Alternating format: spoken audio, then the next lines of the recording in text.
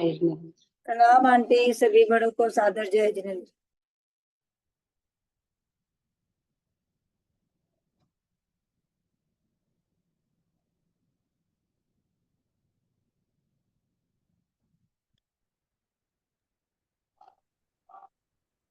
बड़ों को प्रणाम, सभी को जय जिनेंद्र। सावधान। ओकारं बिंदु संयुक्तम नित्यम ध्यायन्ति योगिनः कामदं मोक्षदं चैव ओंकाराय नमो नमः। अविरल शब्द घन होगा प्रक्षाली सकल भूतल कलंका मुनि विरूपासी तीर्था सरस्वती हर्तुन दूरितम अज्ञानतिमिरांधान ज्ञानांजन शलाकया चक्षुरुन्मिलितं येन तस्मै श्री गुरुवे नमः। श्री परम गुरुवे नमः। परम्पराचार्य गुरुभ्यो नमः। सकल कलुष विद्वशकम श्रेषां परिवर्धकम धर्म संबंधकम भविजीवमन प्रतिबोधकारकम पुण्य प्रकाश पापणासमिदं शास्त्रम श्री पद्म पुराण ग्रंथराज नामधेयम अस्य मूल ग्रंथ कर्तारः श्री सर्वज्ञ देवास्तदुत्तर ग्रंथ कर्तारः श्री गंधर देवा प्रतिगंधर देवा तेषां वचनं सार्थम असाध्य श्रीमत् रवि सेनाचार्य न विरचितमिदं शास्त्रं श्रोतारः सावधानतया शृण्वन्तु। मंगलम भगवान वीरो मंगलम गौतमो गनि मंगलम कुंद कुंदाद्यो जैन धर्मोस्तु मंगलम सर्वमंगल मांगल्यम सर्वकल्याण सर्वधर्माणां जैनम जयतु शासनम जैनम जयतु शासनम जैनम जयतु शासनम सरस्वती नमस्तुभ्यं वरदे कामरूपिणी विद्यारंभं करिष्यामि सिद्धिर्भवतु मे सदा। द्वादशांग जिनवानी माता की जय। परम मांगली ग्रंथ पद्म पुराण ग्रंथराज की जय। रविशेन आचार्य की जय। पन्नालाल जी साहित्यकार की जय। अढ़ाई दीप में विराजमान सभी आचार्य उपाध्याय सर्व साधु के चरणों में नमोस्तु नमोस्तु नमोस्तु। सभी आरिका माता जी के चरणों में बंदामी बंदामी बंदामी। सभी छुल्लक छुल्लिका एलक के चरणों में इच्छामी इच्छामी इच्छामी। सभी प्रतिमा धारी के चरणों में ग्रुप में विराजमान प्रतिमा धारी के चरणों वंदना वंदना वंदना। पूज्य जनों का सादर चरण स्पर्श से सादर जय जिनेंद्र। सिद्धम संपूर्ण भव्यार्थम सिद्धे कारणम उत्तम प्रशस्त दर्शन ज्ञान चारित्र प्रतिपादन सुरेंद्र मुक्ताश्लिष्ट पद पद्मांशु केसरम प्रणमामि महावीरम लोक तृतीय मंगलम प्रणमामि महावीरम लोक तृतीय मंगलम प्रणमामि महावीरम लोक तृतीय मंगलम। बोलो महावीर भगवान की जय। राजेंद्र भाई साहब आ गए। भाई साहब जय जिनेंद्र शुरू करें। जय जिनेंद्र दीदी। जय जिनेंद्र भाई साहब। दीदी को प्रणाम, सभी को जय जिनेंद्र। बोलिए आदिनाथ भगवान की जय। रूप में विराजमान प्रतिमाधारियों को यथा योग्य वंदना। आदरणीय दीदी को प्रणाम और सभी श्रोताओं को जय जिनेंद्र। और साथ ही आज का जो पर्व है, हमारा उत्सव है, जो रामनवमी उत्सव पूरा देश मना रहा है, रामनवमी की सभी को बहुत बहुत शुभकामनाएं। रामनवमी के ऐसे शुभ अवसर पर आज ये सीता का जो अग्नि परीक्षा है, ये पढ़ने का हमें अवसर प्राप्त हो रहा है। पिछले पर्व में हम लोगों ने पढ़ा था कि रामचंद्र जी ने आदेश जारी कर दिया था कि शीघ्र ही 2 पुरुष गहरी और 300 हाथ चौड़ी चौकोन पृथ्वी खोदने का उन्होंने आदेश दे दिया था। अब वह वापी खुद चुकी है और उस वापी को देखकर श्री राम व्याकुल चित्त हो रहे हैं। आदेश भी उन्होंने दिया है और उसे देखकर वे व्याकुल चित्त हो रहे हैं। वे बहुत ही दुविधा की स्थिति में झूल रहे हैं। वे सोच रहे हैं कि गुणों की पुंज महासौंदर्य से संपन्न एवं शील से युक्त इस कांता को अब पुनः कैसे देख सकूंगा। सीता शील से युक्त है, इस विषय में राम के मन में तनिक भी संदेह नहीं है। उनका ये जो सारा जो उपक्रम चल रहा है वह लोगों को दूर करने का ही है। हाँ, पेज नंबर 279 पेज नंबर दीदी 279। अब ऐसी शील से युक्त इस कांता को मैं कैसे देख सकूंगा जो कि इस अग्नि कुंड में भस्म हो जाएगी। ऐसा उन्होंने मान लिया था कि खिली हुई मालती की माला के समान सुकुमार शरीर को धारण करने वाली यह कांता निश्चित ही नाश को प्राप्त हो जाएगी। इसके बिना मैं क्षण भर के लिए भी और किससे सुख प्राप्त कर सकूंगा। इसके साथ वन में निवास करना भी अच्छा है। ऐसा रामचंद्र जी सोच रहे हैं कि जंगल में भी निवास कर लूं तो भी मुझे सुख है, लेकिन इसके बिना स्वर्ग में रहना भी संभव नहीं है। और यह भी कैसी निश्चिंत हृदय है जो मेरे बोलते ही मरने के लिए तैयार हो गई है और दृढ़ता के साथ इस अग्नि में प्रवेश करने वाली है। सो इस सीता को अब कैसे रोका जाए। अब उन्हें लज्जा का अनुभव भी हो रहा था कि सबके सामने बढ़ चढ़ करके उन्होंने बहुत ही दृढ़ता के साथ आदेश दिया था कि हर हालत में उसे अग्नि परीक्षा देनी होगी, और अब घबरा रहे हैं कि इसे किस प्रकार रोका जाए। उस समय बहुत जोरों से जो सिद्धार्थ नाम के क्षुल्लक बहुत बड़ी बड़ी शपथ ग्रहण करके कह रहे थे, वो सिद्धार्थ भी मौन धारण किए हुए हैं, वह भी अब कुछ नहीं बोल रहे हैं। अर्थात राम यह इंतजार कर रहे हैं कि वापस से कोई ऐसी कोई अनुनय विनय उनसे कुछ करे तो वे इस सीता के अग्नि प्रवेश के आदेश को वे वापस ले लें, लेकिन अब कोई कुछ कह नहीं रहा था। राम सोचते हैं ऐसे ही सामान्य मनुष्य के जैसा चारित्र प्रकट हो रहा है। वैसा ही प्रकट हो रहे हैं। एक सामान्य मनुष्य के जैसा ही चारित्र उनका, सामान्य मनुष्य ऐसे करता है ये सब, है ना, कि अंदर से हाँ वैसे वैसा भी ही हो रहा चाहता वैसे भी चाहता है। है, एकदम सामान्य हम्म। मनुष्य जैसे। और उनके मन में क्या विचारों का मंथन चल रहा है कि यह प्रतिव्रता नारी लवण समुद्र के ऊपर से जब रावण के द्वारा हरकर ले जा रही थी, तब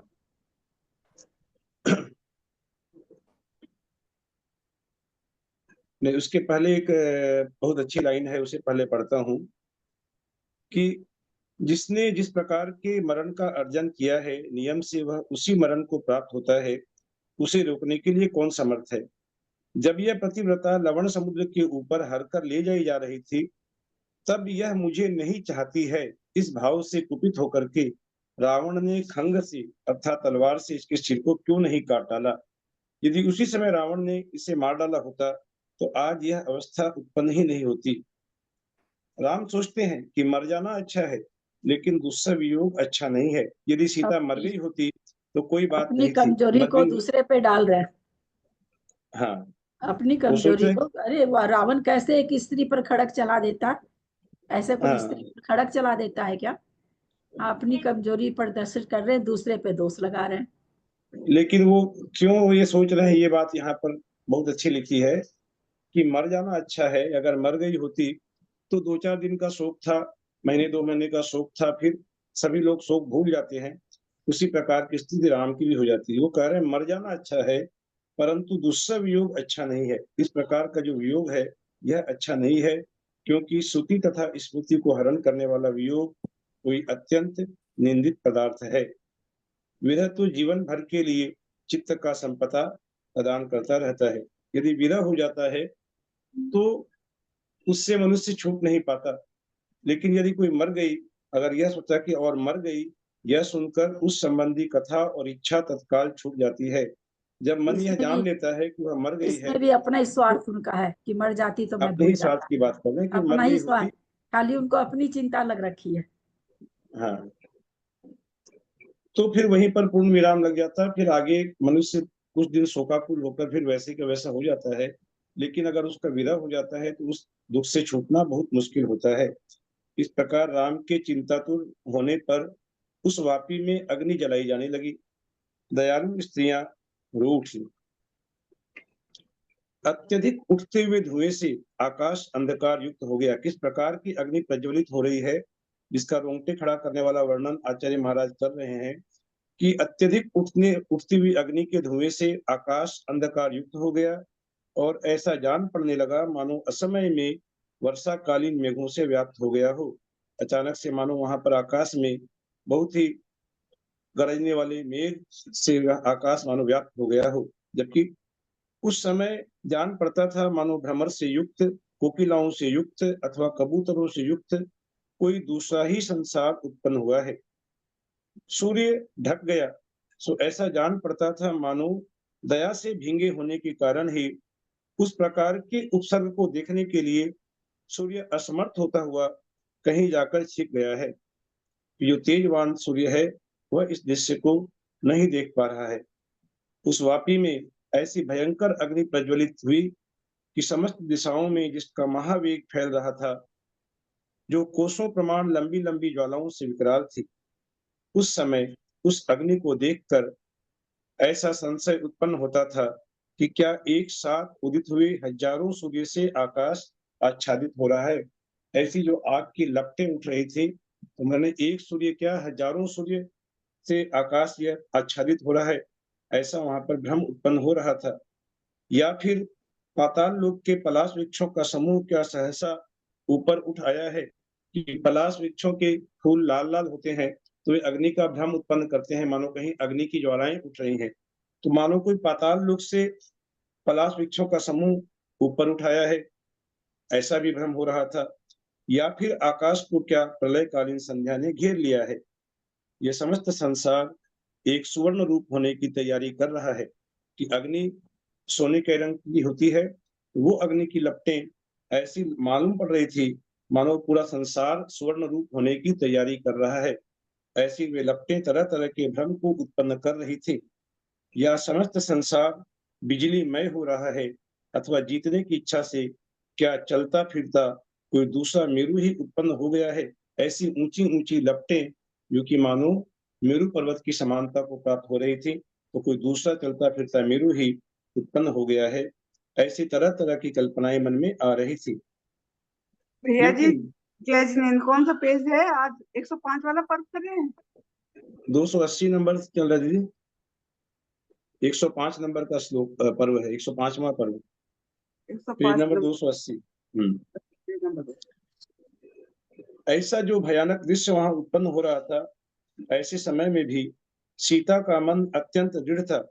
ऐसी सीता ने उठकर क्षण भर के लिए कायोत्सर्ग किया, जिनेंद्र भगवान की स्तुति की। ऋषभ देव आदि 24 तीर्थंकरों को सीता ने नमस्कार किया। सिद्ध परमेष्ठी, समस्त साधु और भगवान मुनीश्वर जिनेंद्र, जिनका उस समय शासन चल रहा था, उन सबकी सीता ने वंदना की और अत्यधिक विनय से युक्त होकर सीता कहती हैं कि मैंने राम को छोड़कर किसी अन्य मनुष्य को स्वप्न में भी मन वचन और कार्य से धारण नहीं किया है, यही मेरा सत्य है। अब एकमात्र सीता अपना परिचय देती है कि मेरा सत्य क्या है। मैंने मन वचन काय से कभी भी राम को छोड़कर किसी अन्य को स्थान नहीं दिया है। यदि मेरे ये कथन मिथ्या है, तो यह अग्नि दूर रहने पर भी, यद्यपि यह अग्नि दूर है मेरे से, मुझे क्षण मात्र में भस्म कर दे, मुझे राख का ढेर बना दे।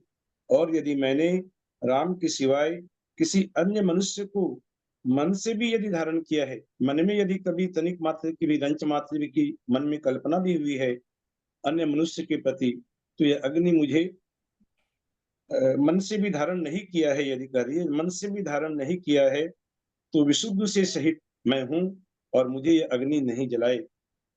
यदि मैं मिथ्या दृष्टि, पापिनी, व्यभिचारिणी हूं, तो यह अग्नि मुझे जला दे। और यदि मैं सदाचार में स्थित सती हूं, तो यह अग्नि मुझे नहीं जला सकेगी। ऐसा कहकर उस दृढ़ चित्त की धारक सीता ने अग्नि में प्रवेश किया। लेकिन आश्चर्य की बात कि वह अग्नि स्फटिक के समान स्वच्छ, सुखदायी तथा शीतल जल हो गई।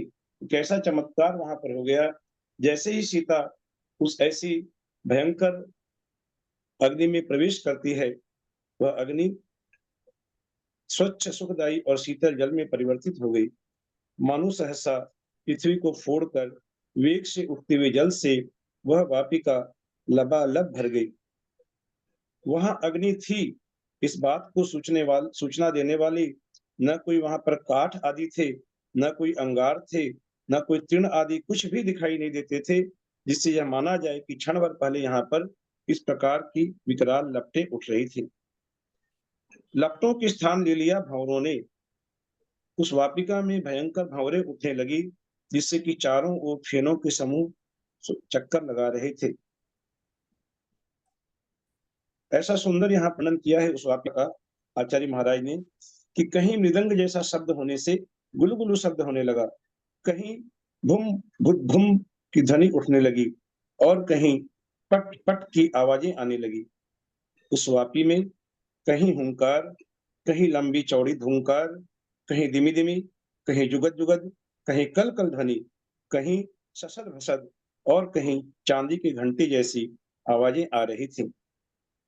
वह जल इस प्रकार फैलने लगा, उसका वर्णन कर रहे हैं कि वह जल क्षण भर में घुटनों के बराबर आ गया। जो वहां पर जन समुदाय थे, उनके घुटने छू लिए उस जल ने क्षण भर में, और फिर तुरंत नितंब के बराबर आ गया। नितंब अपने जो कमर का भाग होता है, वहां तक जल आ गया। फिर निमेष मात्र में स्तनों के बराबर हो गया, अर्थात वह छाती तक वह जल आ गया। वह जल पुरुष प्रमाण नहीं हो पाया, उसके पूर्व ही पुरुष प्रमाण अर्थात पूरा पुरुष, खड़ा पुरुष उसमें डूब जाए, ऐसा नहीं हो पाया कि उसके पहले ही पृथ्वी पर चलने वाले लोग भय से कांप उठे और क्या करना चाहिए, इस विचार से दुखी विद्याधर आकाश में जा पहुंचे। तीव्र वेग से उस जल का आकार बढ़ रहा था और देखते देखते लोगों के कंठ का स्पर्श करने लगा। तब लोग व्याकुल होकर मंचों पर चढ़ गए, लेकिन थोड़ी देर में वे मंच भी डूब गए। जब वह जल सिर को पार कर गया, तब कितने ही लोग उस जल में तैरने लगे। उस समय उनकी एक भुजा वस्त्र तथा बच्चों को संभालने के लिए ऊपर उठ रही थी। अब वहां पर आर्तनाद होने लगा, करुण क्रंदन होने लगा। सब अपने जीवन को बचाने के लिए चीख पुकार मचने लगी और सब उस देवी से प्रार्थना कर रहे हैं। क्या प्रार्थना करते हैं हम सुनेंगे। हे देवी रक्षा करो, हे मान्य, हे लक्ष्मी। क्या कहते हैं, हे देवी, पहले सबसे पहले हे देवी, दूसरी बार हे मान्य, फिर तीसरी बार हे लक्ष्मी, फिर चौथी बार हे सरस्वती, फिर हे महाकल्याणी, हे धर्म सहिते, हे सर्व प्राणी हितैषिणी। इस प्रकार 9 बार पुकार लगाई उसके साथ में। 9 बार पुकार लगाते हुए कहते हैं, पहले 7 बार पूरा पुकार लगा के कहते हैं, ये 7 बार पुकारी है कि रक्षा करो। फिर दया करो कहते हैं, महाप्रतिव्रते, हे मुनि मानस निर्मले, दया करो। कुल मिलाकर 9 बार सीता को विभिन्न संबोधनों से वहां के जन समुदाय ने पुकारा। इस प्रकार जल से भयभीत मनुष्यों के मुख से शब्द निकल रहे थे। तदनंतर वापी रूपी वधु तरंग रूपी हाथों के द्वारा कमल के मध्य भाग के समान कोमल एवं नखों से सुशोभित राम के चरण युगल का स्पर्श कर, जैसे ही उस फैलती हुई वापिका के जल ने राम के चरण युगल का स्पर्श किया, क्षण भर में वह जल का जो विकराल रूप हो रहा था वह शांत हो गया, सौम्य दशा को प्राप्त हो गया। उस जल की मलिन भंवरें शांत हो गई, उसका भयंकर शब्द छूट गया। इससे लोग सुखी हुए। वह वापी क्षण भर में नील कमल, सफेद कमल तथा सामान्य कमलों से व्याप्त हो गई। अर्थात वह वापिका जब शांत हुई तो उसमें नील कमल, सफेद कमल, अन्य सामान्य कमल खिल उठे और सुगंधि से मदोन्मत्त भ्रमरों के समूह से वह वापिका सुंदर दिखने लगी। अथानंतर उस वापिका के मध्य में एक विशाल विमल शुभ खिला हुआ अत्यंत कोमल सहस्रदल कमल प्रकट हुआ और उस कमल के मध्य में एक ऐसा सिंहासन स्थित हुआ कि जिसका आकार नाना प्रकार के बेल बूटों से व्याप्त था। तदनंतर डरो मत, इस प्रकार जो उत्तम देवियां सांत्वना दे रही थी और सीता को उस सिंहासन पर देवियों के द्वारा बैठाया गया। आकाश में स्थित देवों के समूह ने पुष्पांजलियां छोड़ी। बहुत अच्छा, इस प्रकार के शब्द से आकाश मंडल को देवों द्वारा गुंजायमान कर दिया गया। शंखों के समूह बज उठे, तुल्य गंभीर शब्द करने लगे, बांसुरी के शब्द स्पष्ट हो उठे। ऐसे में सब ओर से यही ध्वनि आकाश और पृथ्वी के अंतराल को व्याप्त कर उठ रही थी कि श्रीमान राजा जनक की पुत्री और श्रीमान बलभद्र श्री राम की पत्नी की जय हो। यह बड़ा आश्चर्य है। इसका शील अत्यंत निर्मल है। सीता ने कहा अपनी इच्छा को। सीता की इस परीक्षा के होने के बाद ऐसा एक भी कोई नहीं बचेगा जिसकी मोह या कहने की किसी कलंकिनी है। यह सीता अपने शील को सीता ने खो दिया रावण के घर में जाकर के। इस प्रकार से सीता ने अपनी परीक्षा, शील की परीक्षा दी। माता के अकृत्रिम स्नेह में जिनके हृदय डूब रहे थे, ऐसे लवण और अंकुश शीघ्रता से उस जल को तैरकर सीता के पास पहुंच गए। पुत्रों की प्रीति से बढ़ी हुई सीता ने अपने पुत्रों के मस्तक को सूंघा तथा जिनका शरीर विनय से नम्रीभूत था, ऐसे दोनों पुत्र माता सीता के दोनों ओर खड़े हो गए। अग्नि में शुद्ध हुई स्वर्णमय यष्टि के समान जिसका शरीर अत्यधिक प्रभाव के समूह से व्याप्त था। यष्टि अर्थात छड़ी को कहते हैं। जिस प्रकार सोने की छड़ी को यदि अग्नि में डाल दिया जाए तो वह शुद्धि को प्राप्त कर लेती है, उसी प्रकार अग्नि में समाई हुई सीता शुद्धि को प्राप्त हुई थी। उसका जो कमल रूपी गृह में निवास कर रही थी, ऐसी सीता को देख अब राम उस सीता के पास आते हैं और बड़े अनुराग से कहते हैं। राम बहुत ही सर्वसार हो रहे हैं और वे सीता के पास आकर कहते हैं कि हे देवी, प्रसन्न हो, तुम कल्याणवती हो, उत्तम मनुष्यों के द्वारा पूजित हो, तुम्हारा मुख शरद ऋतु के पूर्ण चंद्रमा के समान है। अब ऐसा अपराध फिर नहीं करूंगा।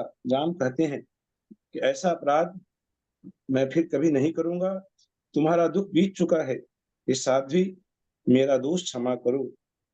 तुम 8000 स्त्रियों की परमेश्वरी हो, अर्थात मेरे जो 8000 रानियों का विशाल अंतःपुर है, तुम उसकी स्वामिनी हो। उनके मस्तक पर विद्यमान होकर तुम आज्ञा दो और अपनी प्रभुता करो। हे सती, जिसका चित्त अज्ञान के अधीन था, ऐसे मेरे द्वारा, वे स्वयं को कहते हैं कि मेरे द्वारा लोकोपवाद के भय से दिया हुआ दुख तुमने प्राप्त किया है। अब तुम समुद्रांत पृथ्वी में मेरे साथ इच्छानुसार विचरण करो। परम आदर के द्वारा पूजी गई तुम अपने पृथ्वी तल पर देवों के समान भोगों को भोगो। इस पुष्पक विमान पर आरूढ़ होकर तुम मेरे साथ सुमेरु पर्वत के शिखरों को देखो, अर्थात पूरे संसार में तुम भ्रमण करो। जो स्थान तुम्हें प्रिय हैं, उन सभी स्थानों पे मुझ आज्ञाकारी के साथ यथेच्छ क्रीड़ा की जाए। राम स्वयं को सीता का आज्ञाकारी बता रहे हैं। यह मनस्विनी देवांगनाओं के समान विद्याधरों की उत्कृष्ट स्त्रियों से घिरी रहकर तुम शीघ्र ही ऐश्वर्य का उपभोग करो, अर्थात उसे संसार के जितने भी भोग उपभोग के जो हैं साधन उपलब्ध हैं, वे सब उसके चित्त में स्मरण कराते हुए उसे वे अपनी तरफ खींचने का प्रयास कर रहे हैं। यह प्रशंसनीय, मैं दोष रूपी सागर में निमग्न हूँ तथा विवेक से रहित हूँ। अब मैं तुम्हारे पास आया हूँ, सो प्रसन्न तुम हो और तुम्हारे मन में जो भी क्रोध के भाव हैं, उन क्रोध के भाव को त्याग दो।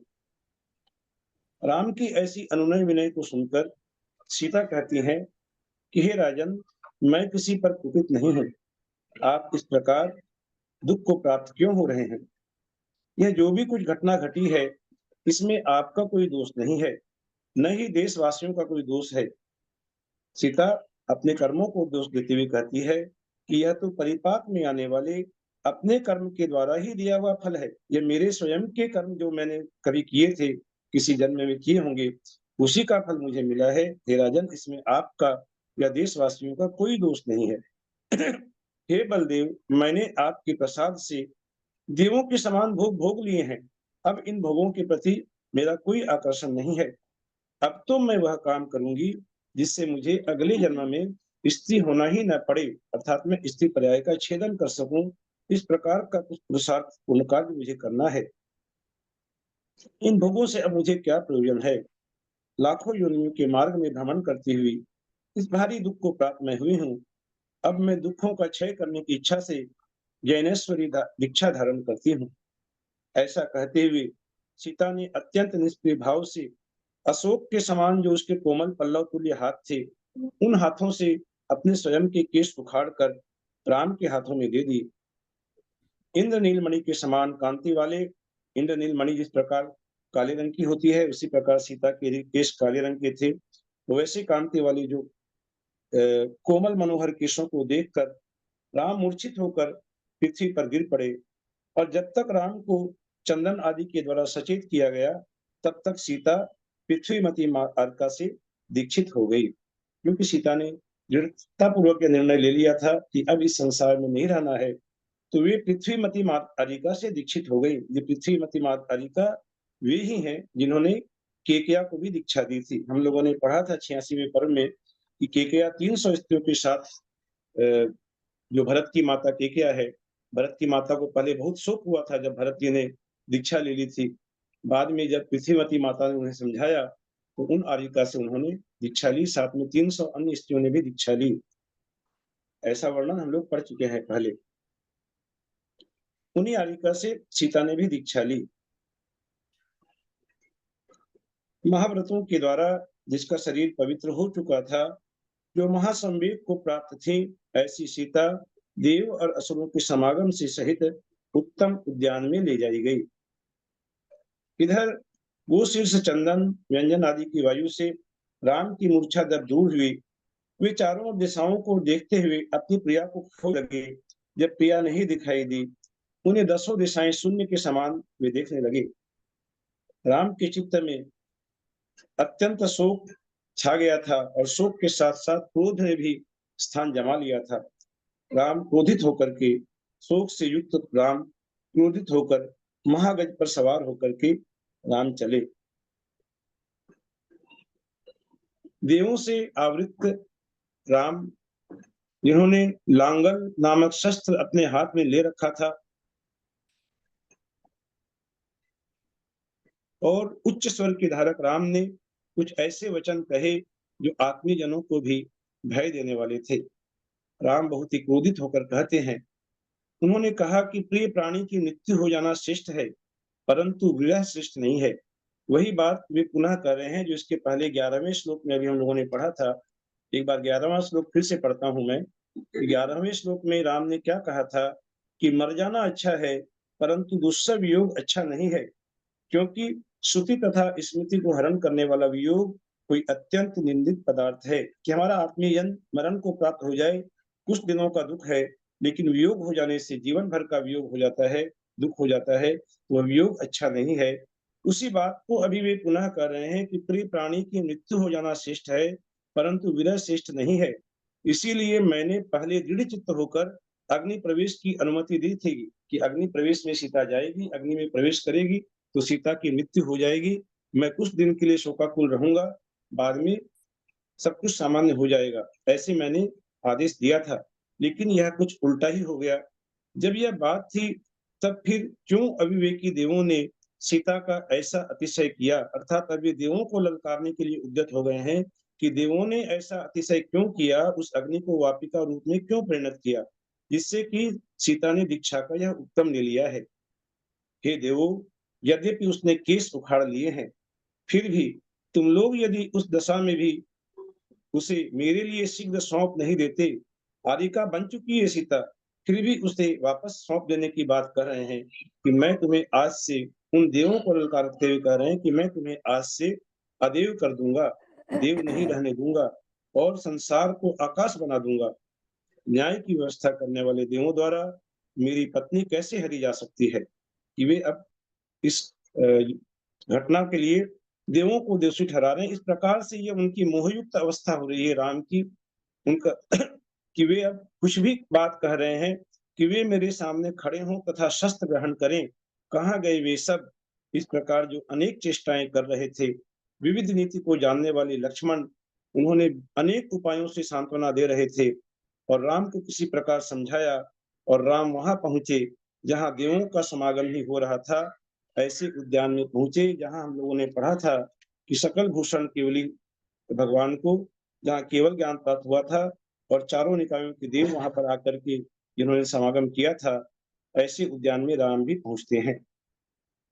उन्होंने मुनियों में श्रेष्ठ सर्वभूषण केवली को देखा, जो गांधीर्य और धैर्य से संपन्न थे, उत्तम सिंहासन पर विराजमान थे। बाहर मत जाओ, छोड़ दो ना अभी। पहले देख ले हो गया क्या ये? जलती हुई अग्नि से कहीं अधिक कांति को जो भगवान धारण कर रहे थे, जो केवल ज्ञान रूपी तेज के द्वारा देवों में भी सुशोभित हो रहे थे, ऐसे भगवान सकल भूषण केवली का राम ने दर्शन किया और उनको दर्शन करके राम का क्रोध शांत हो गया। राम हाथी से नीचे उतरकर उनके समीप गए, शांत चित्त होकर भक्ति पूर्वक अंजलि जोड़कर प्रदक्षिणा देकर मुनिराज को राम ने मन वचन काय से नमस्कार किया। और जो हाथ जोड़कर मस्तक से लगाए हुए थे, ऐसे देवेंद्र वहां नरेंद्र के समान यथा योग्य बैठे थे। नाना अलंकारों को धारण करने वाले चारों प्रकार के देव मुनिराज के सामने कैसे दिखाई देते थे, मानो सूर्य के समीप उसकी किरणें ही हों। अर्थात यदि मुनिराज सूरज थे तो वे चारों चतुर्निकाय के देव उस सूर्य की किरणों के रूप थे। और राजा राम कैसे दिखाई देते थे, वो बता रहे हैं कि मानो सुमेरु के शिखर के समीप कल्प वृक्ष ही हो। यदि मुनिराज सुमेरु के शिखर के समान थे तो राम कल्प वृक्ष के समान शोभा को प्राप्त हो रहे थे कि जिस कल्प वृक्ष से जो चाहे वह हासिल किया जा सकता है, ऐसे वे कल्प वृक्ष की शोभा को प्राप्त कर रहे थे।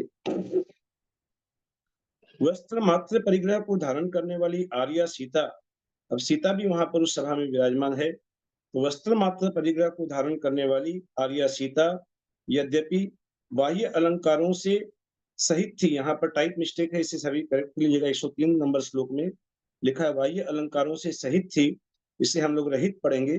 यद्यपि बाह्य अलंकारों से रहित थी, फिर भी वह ऐसी सुशोभित हो रही थी मानो सूर्य की मूर्ति से ही संबद्ध हो। इस प्रकार जब सभी लोग अत्यंत विनय भाव से बैठ गए तो वहां अभय निनाद नाम के मुनिराज, उन्होंने सर्वभूषण मुनिराज से पूछा, संदेह रूपी संताप को शांत करने के लिए सर्वभूषण मुनिराज से कुछ पूछा, उनसे कुछ प्रार्थना की कि आप हमें तत्वों का उपदेश दें। तदनंतर मुनिराज ने वह वचन कहे जो अत्यंत विस्तृत थे, चातुर्यपूर्ण थे, शुद्ध थे, तत्वार्थ के प्रतिपादक थे और कर्मों का क्षय करने वाले थे। गौतम स्वामी कहते हैं कि उस समय उन योगी राज ने सकल भूषण केवली भगवान ने विद्वानों तथा महात्माओं के लिए जो रहस्य कहा था वह समुद्र के समान भारी था। हे सैनिक, मैं तो वहां उसका एक कण ही कहता हूँ कि उन्होंने जो उपदेश उस धर्म सभा को दिया था वो इतना विस्तृत था, इतना समुद्र समान विशाल था, मैं एक को ही कहता हूँ। उन परम योगी ने जो वस्तु तत्व निरूपण किया था वो प्रशस्त दर्शन और ज्ञान के धारक पुरुषों के लिए आनंद देने वाला था तथा भव्य जीवों को इष्ट था। अब आगे मुनिराज क्या उपदेश देते हैं, इसका बहुत ही विस्तृत वर्णन यहाँ पर किया गया है, जिसका कुछ कुछ अंश हम ले पाएंगे। और आदरणीय दीदी से मेरा अनुरोध है कि यह बहुत ही प्रेरणादायक उपदेश है और आप तो बहुत ज्ञानवान है, तो इसके बाद की कोई क्लास में आप ये जो वर्णन जो उपदेश दिया गया है इसके एक एक अक्षर की आप स्वयं वाचना करके और इसे समझाने की कृपा कीजिएगा। बहुत ही तत्वपूर्ण यह विश्लेषण है। मुनिराज, अभी आज तो परीक्षा की अपेक्षा से परीक्षा के में जो प्रश्न पूछे गए हैं उसकी अपेक्षा से मैं संक्षेप में कुछ कहता हूँ जो भी मुनिराज ने कहा। मुनिराज ने कहा कि यह लोक अनंत अलोकाकाश के मध्य में स्थित दो मृदंगों के समान है। तीन प्रकार से स्थित होने के कारण इस लोक को त्रिलोक अथवा त्रिविध कहते हैं कि यह लोक ऊर्ध्वलोक, मध्यलोक और अधोलोक की अपेक्षा से इसे त्रिलोक कहते हैं। मेरु पर्वत के नीचे 7 भूमियां हैं जिनका वर्णन मुनिराज कह रहे हैं कि उनमें पहली भूमि रत्न प्रभा है, जिसके अबहुल भाग को छोड़कर ऊपर के 2 भागों में भवनवासी तथा व्यंतर देव रहते हैं। अबहुल भाग को छोड़कर 2 भागों में ये देवों का निवास है। उस रत्न प्रभा के नीचे महाभय उत्पन्न करने वाली 6 भूमियां और हैं, जिनके नाम बताए। शर्करा प्रभा, बालुका प्रभा, पंक प्रभा, धूम प्रभा आदि 6 भूमियां और हैं जो अत्यंत तीव्र दुख को देने वाली हैं और निरंतर घोर अंधकार से व्याप्त रहती हैं। अब उन नरकों के दुखों का वर्णन करते हैं मुनिराज, करते हुए कहते हैं कि जिनके शरीर सड़ गए हैं, ऐसे अनेक कुत्ते, सर्प तथा मनुष्य आदि की जैसी मिश्रित मिलीजुली गंध होती है, वैसी ही गंध उन भूमियों की बतलाई गई है। वहां नाना प्रकार के दुख समूह के कारणों के साथ आने वाली महाशब्द करती हुई प्रचंड वायु चलती है। कैसे लोग उन नरकों में पड़ते हैं, मुनिराज कह रहे हैं कि स्पर्शन तथा रसना इंद्रिय की वशीभूत जीव ऐसे कर्मों का जो पाप कर्मों का संचय करते हैं जिससे वे लोहे के पिंड के समान भारी होकर उन नरकों में पड़ते हैं।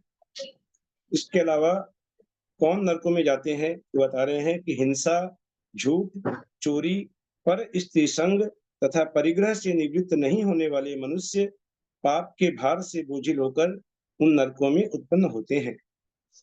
जो मनुष्य जन्म पाकर, मनुष्य जैसा जो हीरे का जन्म पाकर के भी जो भोगों में ही आसक्त रहते हैं, भोगों से जो विरक्त होते ही नहीं है, ऐसे प्रचंड कर्मा मनुष्य नरकों की भूमि में जाते हैं।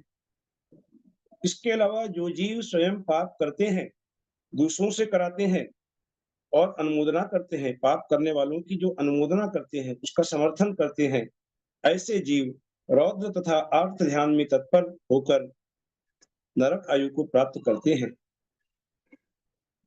जलती हुई अग्नि के समूह से भयभीत होकर नारकी शीतल जल की इच्छा करते हुए वैतरणी नदी की ओर जाते हैं और उसमें अपने शरीर को छोड़ते हैं। कुछ शीतलता प्राप्त हो ऐसी आशा लेकर उस वैतरणी में गोता लगाते हैं, लेकिन गोता लगाते ही उनके जले हुए शरीर में भारी वेदना होती है और वे उस असी पत्र वन में पहुंच जाते हैं। वहां कुछ छाया की इच्छा से पहुंचते हैं कि कुछ राहत मिलेगी, लेकिन जो जीव छाया की इच्छा से वहां इकट्ठे होते हैं, वहां छाया के बदले खंग, बाण, चक्र, भाले आदि शस्त्रों से उनके शरीर छिन्न भिन्न अवस्था को प्राप्त हो जाते हैं।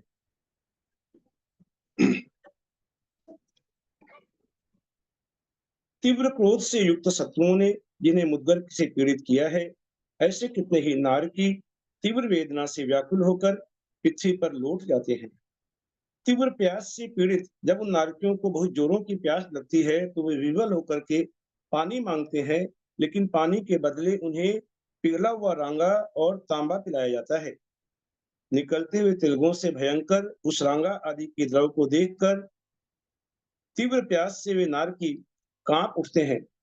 पानी पीने की इच्छा उनकी समाप्त हो जाती है, उनके चित्त फिर जाते हैं और उनके कंठ आंसुओं से भर जाते हैं। वे प्रार्थना करने लगते हैं कि भाई मुझे प्यास नहीं है, छोड़ दो, मुझे छोड़ दो, मुझे जरूरत नहीं है, मैं जाता हूँ, मुझे नहीं चाहिए। लेकिन उसे जबरदस्ती वह रांगा और पिघला हुआ शीशे का जो द्रव है वह पिलाया जाता है। वह द्रव उनके कंठ को जलाता है, उनके हृदय को फोड़ता हुआ उनके पेट में पहुंचता है और मल की राशि के साथ साथ बाहर निकलता है। जो मिथ्या शास्त्रों का उन नारकियों ने अपने पूर्व भाव में जो अनुकरण किया था, उस पाप की याद उन्हें दिलाई जाती है। उन्हें कहा जाता है कि तुम तो बोलने में बहुत चतुर थे, गुरुजनों की बातों का उल्लंघन करके तुमने यह प्रचार किया था कि मांस निर्दोष है, मांस खाने से कोई पाप नहीं लगता, ऐसी बातें तुमने कही थी।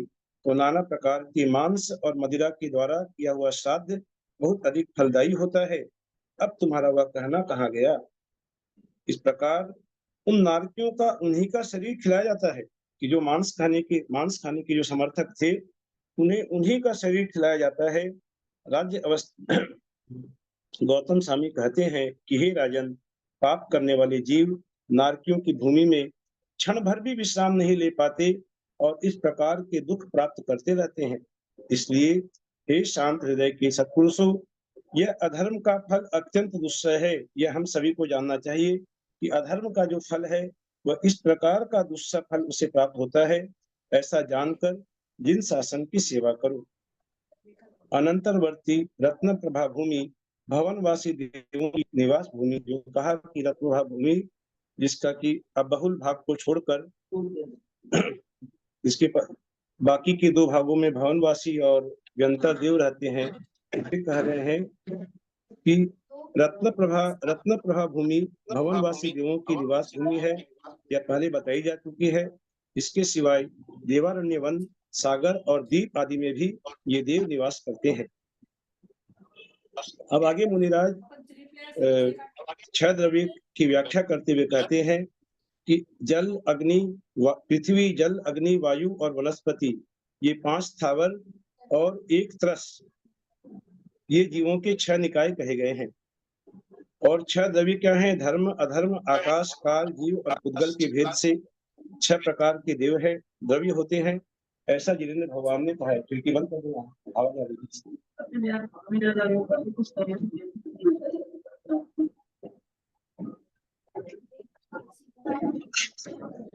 जेठी भाई साहब बंद कीजिए।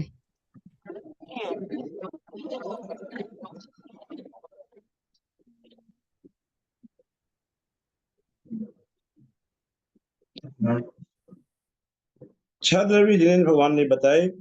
प्रत्येक पदार्थ का सप्तभंगी द्वारा निरूपण करने का जो मार्ग है वह प्रशस्त मार्ग माना गया है। पदार्थ के समस्त विरोधी धर्मों का एक साथ वर्णन करना प्रमाण है और किसी एक धर्म का सिद्ध करना उसे नय कहते हैं। ज्ञेय और दृश्य स्वभाव में जीव का जो अपनी शक्ति से परिणमन होता है वह उपयोग कहा जाता है। यह उपयोग दो प्रकार का बताया। ज्ञान दर्शन के भेद से दो प्रकार का उपयोग होता है। ज्ञानोपयोग मति ज्ञान आदि के भेद से 8 प्रकार का होता है और दर्शनोपयोग चक्षु दर्शन आदि के भेद से 4 प्रकार का होता है। जो स्पर्शन, रसना, घ्राण, चक्षु और कर्ण इन पांचों इंद्रियों से सहित हैं उन्हें पंचेंद्रिय कहा जाता है। और पोतज, अंडज तथा जरायु जीवों के गर्भ जन्म कहा गया है तथा देव और नारकियों के उपपाद जन्म बताया गया है और शेष जीवों की उत्पत्ति का कारण सम्मोक्षण जन्म है। औदारिक, वैक्रियक और आहरक ये 3 शरीर प्रदेशों की अपेक्षा उत्तरोत्तर असंख्यात गुणित हैं तथा तेजस और कार्मण ये 2 शरीर अनंत गुणित हैं। अर्थात तेजस और कार्मण ये 2 शरीर आदि संबंध से युक्त हैं अर्थात जीव के साथ अनादिकाल से लगे हुए हैं और उपर्युक्त 5 शरीरों में एक साथ 4 शरीर तक हो सकते हैं। आगे मुनिराज लोक की रचना, मध्य लोक की रचना बता रहे हैं कि जम्बूद्वीप को आदि लेकर शुभ नाम वाले असंख्यात द्वीप और लवण समुद्र को आदि लेकर असंख्यात समुद्र कहे गए हैं। जम्बूद्वीप मेरु पर्वत रूपी नाभि से सहित है, गोलाकार है तथा 1 लाख योजन विस्तार वाला है। इसकी परिधि तिगुनी से कुछ अधिक कही गई है। इस जम्बूद्वीप में पूर्व से पश्चिम तक लंबे हिमवान, महाहिमवान, निषद, नील, रुक्मी और शिखरी ये 6 कुलाचल हैं। यह भरत क्षेत्र है। जिस स्थान पर ये उपदेश दे रहे हैं मुनिराज, कह रहे हैं यह भरत क्षेत्र है। इसके आगे हेमवत, उसके आगे हरि, उसके आगे विदेह, उसके आगे रम्यक और उसके आगे हिरण्यवत और उसके आगे ऐरावत ये 7 क्षेत्र जम्बूद्वीप में हैं। इस जम्बूद्वीप में गंगा, सिंधु आदि 14 महानदियां हैं। देवकुरु, उत्तर कुरु रहित विदेह क्षेत्र। अभी कर्म भूमियां बता रहे हैं कि 3 कर्म भूमियां कौन सी हैं कि विदय क्षेत्र जो देवकुरु और उत्तर कुरु से रहित जो विदय क्षेत्र है वह कर्म भूमि है और भरत क्षेत्र और ऐरावत क्षेत्र इन 3 क्षेत्रों में कर्म भूमि है और देवकुरु, उत्तर कुरु तथा क्षेत्र भोग भूमि के क्षेत्र हैं। मनुष्यों की उत्कृष्ट स्थिति 3 पल्ले की बताई मुनिराज ने और जघन्य स्थिति अंतर मुहूर्त की। 3 पल्ले की जो आयु उत्तम भोग भूमि के जीवों को प्राप्त होती है वह कहा उत्कृष्ट स्थिति 3 पल्ले की और तिर्यंचों की भी यही मानना चाहिए कि उनकी भी उत्कृष्ट 3 पल्ले की और जघन्य स्थिति मनुष्य के समान अंतर मुहूर्त की है। व्यंतर देवों के किन्नर आदि 8 भेद जानना चाहिए जो कि किन्नर, किमपुरुष, महोरग, गंधर्व, यक्ष, राक्षस, भूत और पिशाच ये 8 भेद गंधर्व व्यंतर देवों के होते हैं। इनके क्रीड़ा स्थान यथा युग कहे गए हैं। व्यंतर और ज्योतिषी देवों का निवास ऊपर मध्य लोक में है कि मध्य लोक में ज्योतिषी देवों का निवास जो कि और व्यंतर देवों का भी मध्य लोक में है। इनमें ज्योतिषी देवों का चक्र देदीप्यमान कांति का धारक है। मेरु पर्वत की परीक्षा देता हुआ निरंतर चलता रहता है। सूर्य और चंद्रमा इस ज्योतिष चक्र के राजा हैं। ज्योतिष चक्र के ऊपर संख्यात 1000 योजन व्यतीत कर कल्पवासी देवों का महालोक शुरू होता है। यही ऊर्ध्वलोक कहलाता है। ऊर्ध्वलोक में जो 16 स्वर्ग हैं उनके नाम बताए। सौधर्म, ऐशान, सनत कुमार, महेंद्र, ब्रह्म, ब्रह्मोत्तर आदि नाम यहाँ बताए। अंत में बताए आरण अच्युत, ये 8 युगलों में 16 स्वर्ग हैं। उनके ऊपर 9 ग्रैवयक कहे गए हैं, जिनमें अहमिंद्र रूप से उत्कृष्ट देव स्थित हैं। आगे पन्नालाल जी ने लिखा है ब्रैकेट में यहाँ पर कि 9 ग्रैवयक के ऊपर 9 अनुदिश होते हैं और उनके ऊपर विजय, वैजयंत, जयंत, अपराजित तथा सर्वार्थ सिद्धि, ये 5 अनुत्तर विमान हैं। इस लोकत्रय के ऊपर जो 3 लोकों की रचना भी बताई, ऊर्ध्वलोक, मध्यलोक और ऊर्ध्वलोक, अधोलोक, मध्यलोक और ऊर्ध्वलोक, ये जो तीनों लोक हैं, इस लोकत्रय के ऊपर सबसे ऊपर सर्वार्थ सिद्धि से ऊपर बता रहे हैं कि देदीप्यमान तथा महा आश्चर्य से युक्त सिद्ध क्षेत्र है, जो कर्म बंधन से रहित जीवों का स्थान जानना चाहिए। ऊपर ईसत प्रागभाग नाम की वह सुख पृथ्वी है, जो ऊपर की ओर किए हुए धवल छत्र के आकार है, जिसके ऊपर पुनर्भव से रहित महासुख संपन्न तथा स्वात्म शक्ति से युक्त सिद्ध परमेष्ठी विराजमान रहते हैं। इस प्रकार मुनिराज ने तीनों लोकों की रचना का वर्णन किया। इस उपदेश को सुनकर रामचंद्र जी ने प्रश्न किया, हे भगवान, उन कर्म रहित जीवों की, जिनकी सबसे अंत में जिन्होंने व्याख्या की कि उस लोकत्रय के ऊपर जो सिद्ध लोक है, सिद्ध क्षेत्र है, वहां पर सिद्धों का निवास है, ऐसा जो कहा, तो उन कर्म रहित जीवों के संसार भाव से रहित, दुख से दूर कैसा सुख होता है, उन्हें कैसे सुख की प्राप्ति होती है, यह प्रश्न रामचंद्र जी ने किया। अब केवली भगवान उन सिद्धों के सुख का वर्णन करते हुए कहते हैं कि वह आकुलता रूप, विनाशात्मक तथा दुरंत, 3 लोक का जो सुख है, पहले से कहते हैं 3 लोक का जो सुख है, जो 3 लोकों का वर्णन किया अभी, वो 3 लोक का सुख कैसा है, न वह आकुलता रूप है, विनाशात्मक है, दुरंत होने के कारण दुख रूप ही माना गया है। इसके विपरीत 8 प्रकार के कर्म से परतंत्र नहीं, इस विपरीत नहीं, असंसारी जीवों की बात कर रहे हैं कि 8 प्रकार के कर्म से परतंत्र इस संसारी जीव को कभी रंच मात्र भी सुख नहीं होता। जिस प्रकार लोहे से वेष्टित स्वर्ण पिंड को अपनी निज की कांति नष्ट हो जाती है, उसी प्रकार लोहे से वेष्टित स्वर्ण पिंड है, यद्यपि वह स्वर्ण है लेकिन लोहे से वह वेष्टित है, तो स्वर्ण की स्वाभाविक कांति जो नष्ट हो जाती है, उसी प्रकार कर्मों से वेष्टित जीव की अपनी निज की कांति, उसकी जो स्वाभाविक कांति है आत्मा की, वह बिल्कुल नष्ट हो जाती है। इस संसार के प्राणी जन्म, जरा, मरण आदि बीमारी के कारण पीड़ित रहते हैं। अतः संसार में क्या सुख है? विषयजन्य सुख स्थंग धारा पर लगे हुए मधु के स्वाद के समान है। अब किसका क्या सुख है, ये वर्णन कर रहे हैं कि विषयों का जो सुख है यह कैसा है, न तलवार में लिपटी हुई मधु के स्वाद के समान है। अब स्वर्ग का सुख कैसा है, तो स्वर्ग का सुख जले हुए घाव पर चंदन के लेप के समान है। और चक्रवर्ती का सुख क्या है, न विष मिश्रित अन्न के समान है। किंतु सिद्ध भगवान का जो सुख है वह नित्य है, उत्कृष्ट है, अबाधा से रहित है, अनुपम है और आत्म स्वभाव से उत्पन्न है।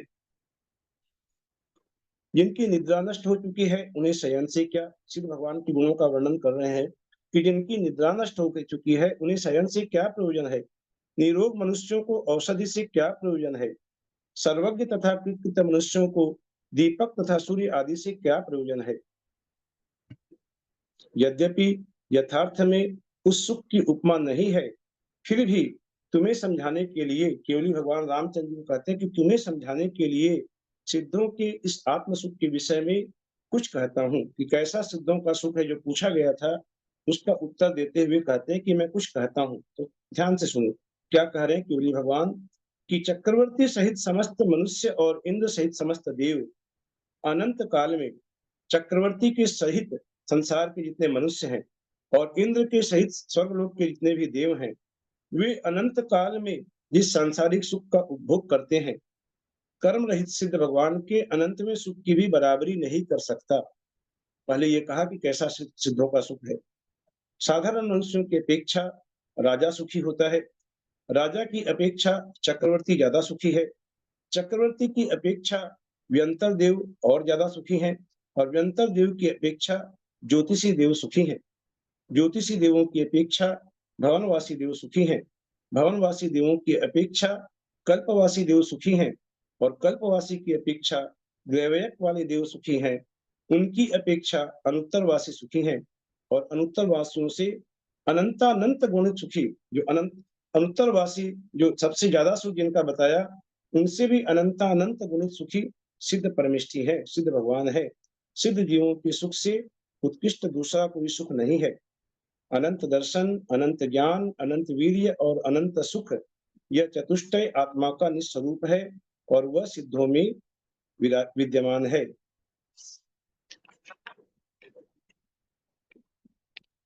सिद्ध और संसारी जीवों में जिस प्रकार ज्ञान दर्शन का भेद है, उसी प्रकार उनके सुख और वीर्य में भी भेद समझना चाहिए। ये जिनेन्द्र भगवान का स्थान सिद्ध पद अभव्य जीवों को अप्राप्य है, भले ही वे अनेक यत्नों से सहित हों। यहाँ कह रहे हैं भव्य अभव्य की बात कह रहे हैं कि जो अभव्य होते हैं वे जिनेन्द्र भगवान का स्थान कभी भी नहीं ले सकते, भले ही वे अनेक यत्नों से सहित हों, कितने भी कार्य को करने वाले हों, तप आदि करने वाले हों, वे जिनेन्द्र भगवान का स्थान कभी नहीं ले सकते। इसके विपरीत मुक्ति रूपी स्त्री के आलिंगन करने में जिनकी उत्कंठा बढ़ी है, ऐसे भव्य जीव उस चरण में स्थित होकर बड़ी कठिनाई से दिन व्यतीत करते हैं। जो मुक्ति प्राप्त करने की शक्ति से रहित हैं, वे अभव्य कहलाते हैं। अभव्य की भाषा क्या है? जो कभी मुक्ति प्राप्त नहीं कर सकते, उस शक्ति से रहित हैं, उन्हें अभव्य कहा जाता है। और जिन्हें मुक्ति प्राप्त होगी वे भव्य कहे जाते हैं। सर्वभूषण केवली कहते हैं कि हे रघुनंदन, अज्ञानी जीव जिस कर्म को अनेक करोड़ों भवों में क्षीण कर पाता है, उसे 3 गुत्थियों का धारक ज्ञानी मनुष्य एक मुहूर्त में ही क्षण भस्म कर देता है। यह बात संसार में प्रसिद्ध है।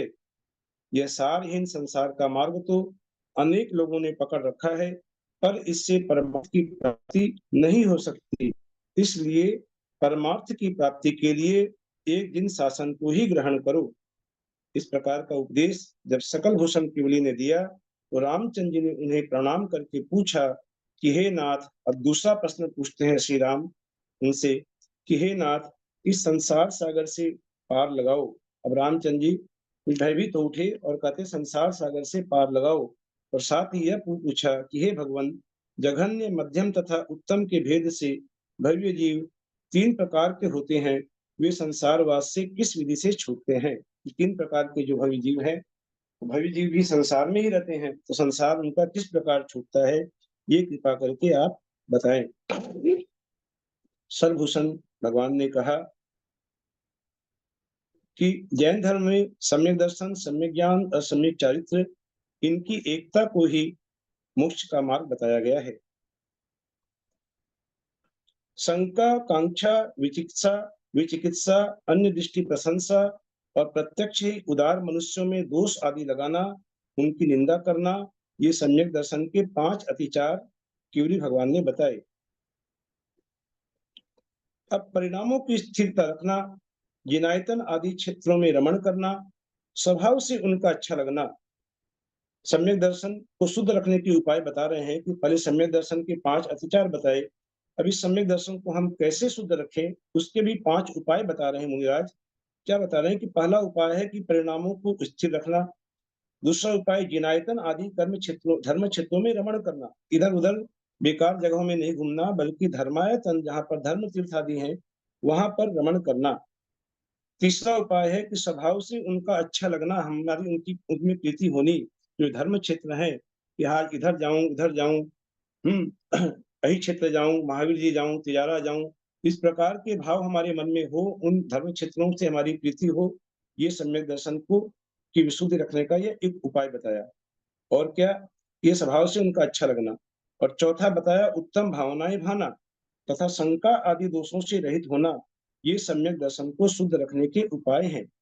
सर्वज्ञ के शासन में कही विधि के अनुसार सम्यक ज्ञान पूर्वक जितेंद्रिय मनुष्य के द्वारा जो आचरण किया जाता है वह सम्यक चारित्र कहलाता है। अब सम्यक चारित्र किसे कहते हैं, इसकी अनेक परिभाषाएं मुनिराज ने दी, जो बहुत ही ज्ञानवर्धक परिभाषाएं हैं।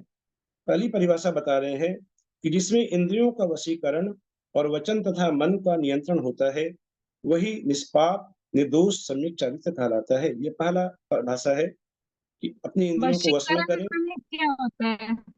हाँ, क्या चीज का मतलब? वशीकरण जिसमें इंद्रियों का वशीकरण माने वश वशीकरण। में करना, अपनी इंद्रियों को वश में करना, वही वशीकरण। इंद्रियों को शिंखल नहीं होने देना, इंद्रियों पे लगाम लगा के रखना। तो इंद्रियों का वशीकरण, अपने तन इंद्रियों का और वचन तथा मन का नियंत्रण करना, ये वशीकरण सम्यक करना और चारित्र्य की। दमन करना एक ही है ना? हाँ जी, वशीकरण करना और दमन करना क्या? दोनों बात एक ही है ना?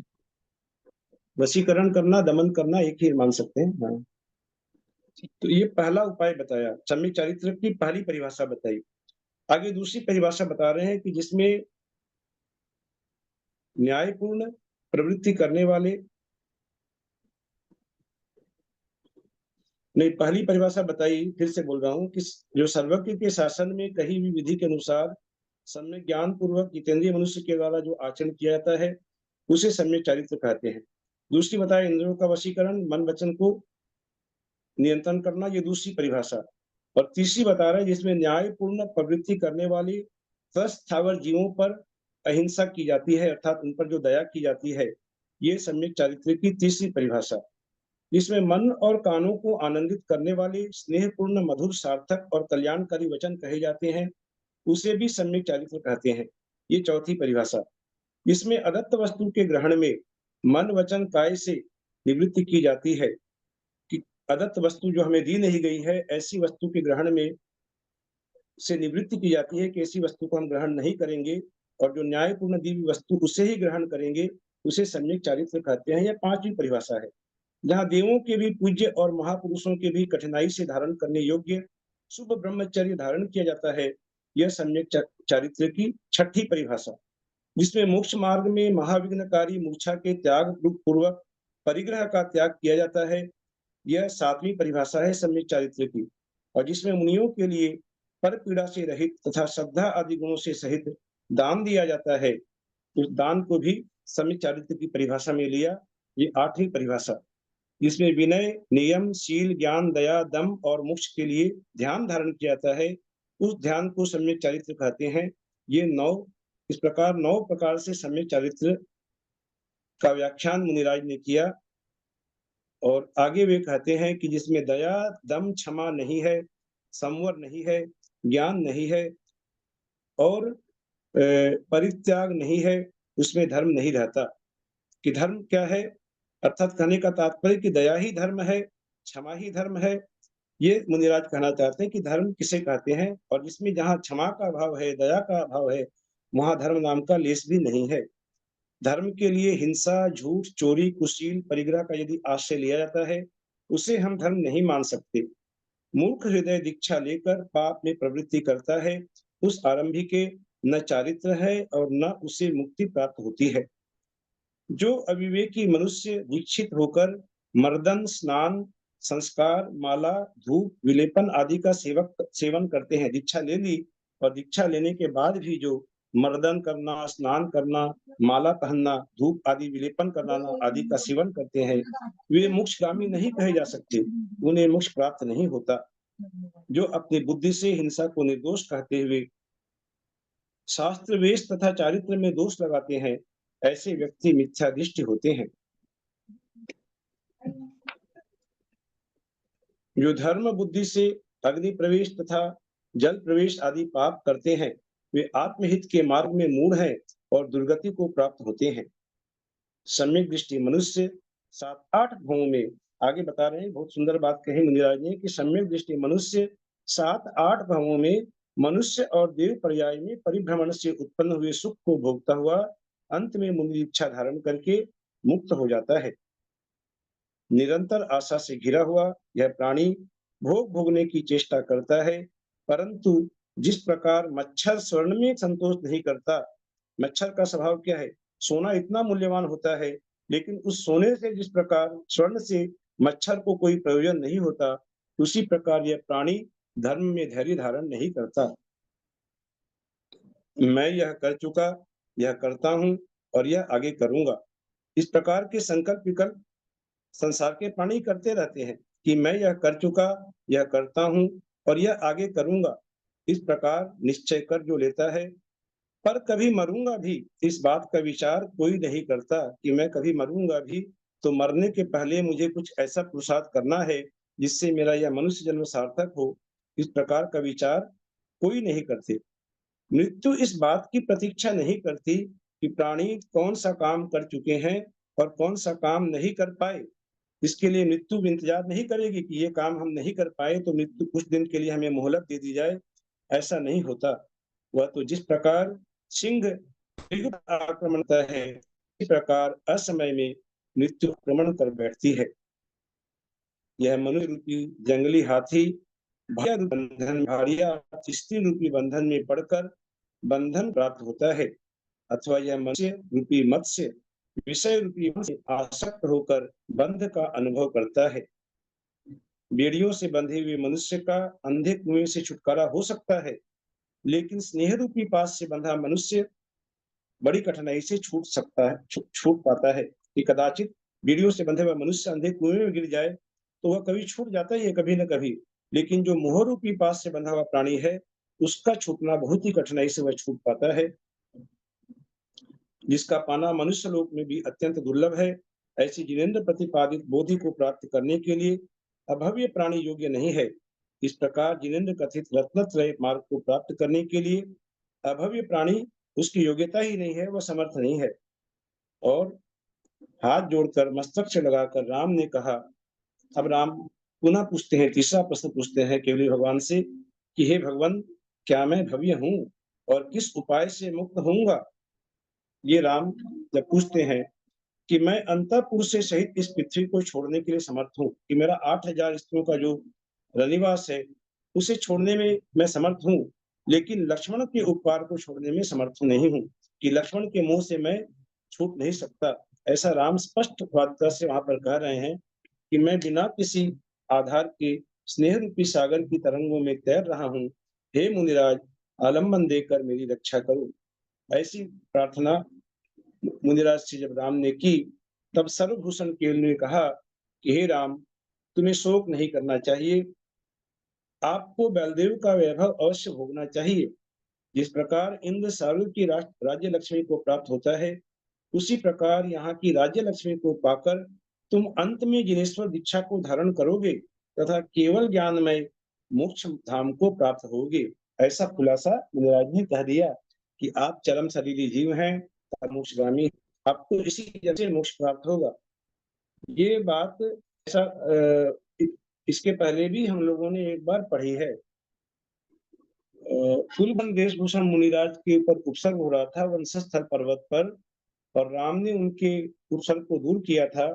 राम को चरम शरीरी जान करके वे जो उपसर्गकारी जो देवी शक्तियां थी वहां से भाग गई। ये बात ने उपसर्ग कराया कि आप चरम शरीरी हैं, आपको इसी भाव से मोक्ष प्राप्त होगा। ये बात 39वीं पर्व में हम लोग पहले पढ़ चुके हैं।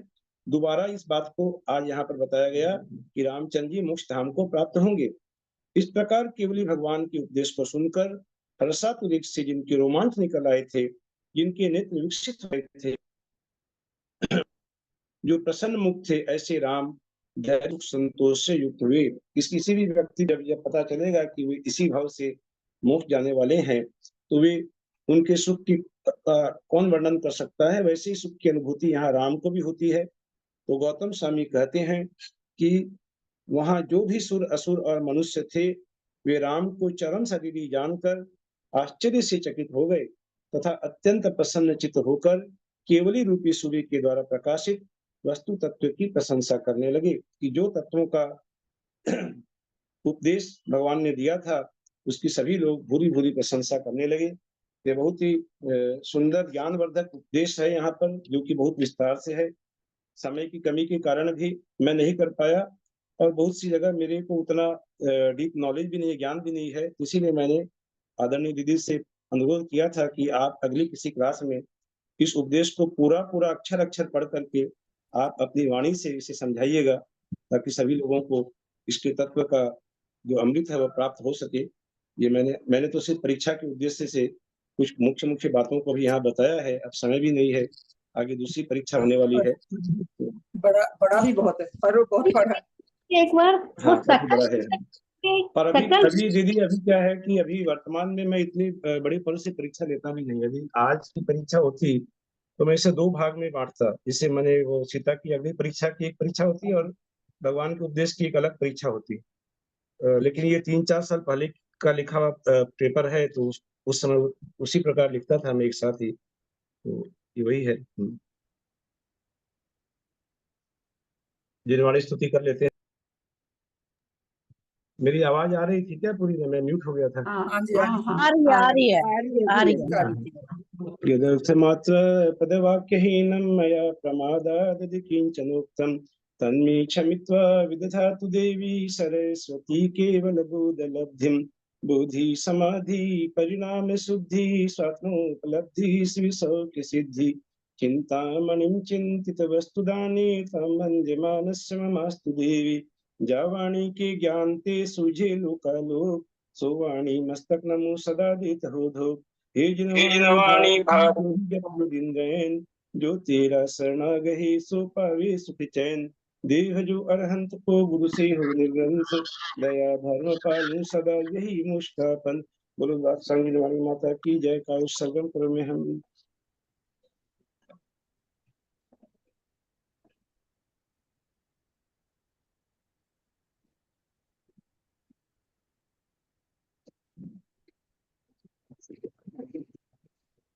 ललिता भाभी को प्रणाम, सभी बड़ों को प्रणाम, सभी को जय जिनेंद्र। भैया जी एक प्रश्न था।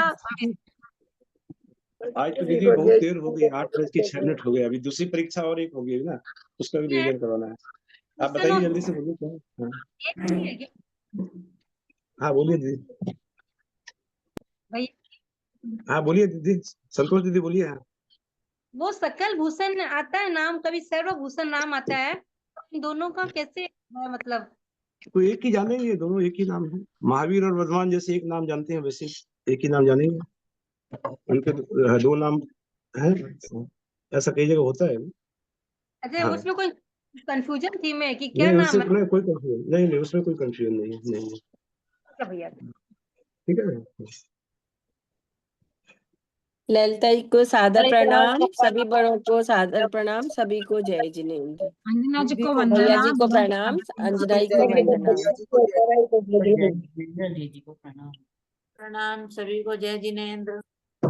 आदरणीय ललिता अंजना जी दीदी को को धो वंदना, करते हैं, ललिता दीदी को अंजना जी प्रणाम, को वंदना, भाई सभी साहब श्रोताओं को को जय सादर जिनेंद्र और आज जय की परीक्षा के लिए बहुत बहुत सबको सादर शुभकामनाएं। जय। दीदी दीदी को प्रणाम। चरण शिवरात्रि। स्पर्श, बाकी सबको सादर जय जिनेंद्र, भाई सबको जय जिनेंद्र। जय हाँ जिनेंद्र। जय जिनेंद्र, सभी को शुभरात्रि। बड़ों को प्रणाम, सभी को जय जय जिनेंद्र। जिनेंद्र।